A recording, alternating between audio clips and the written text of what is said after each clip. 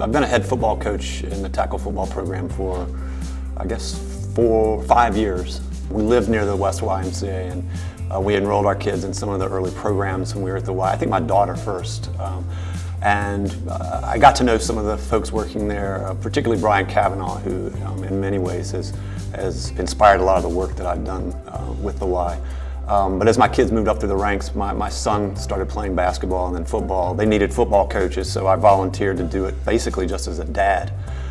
My inspiration in continuing the work that I do with the Y is, I think there's some serious issues in Madison, issues of class and race that separate this city. And I teach at the University of Wisconsin, and I see these kind of struggles every day. But I feel like the work I do with the kids at the Y is far more important than any other work I do in my life.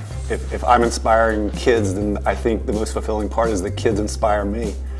I like to think that the work that I do helps kids stay out of trouble. It keeps them disciplined. It helps them understand that there's a bigger world outside of sometimes the small worlds that they live in.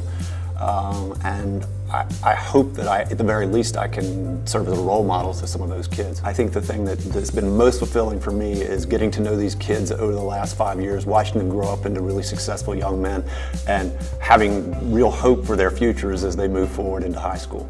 I just started showing up at the practices, and they needed bodies, so I helped out. And I think that's often how it happens at the Y.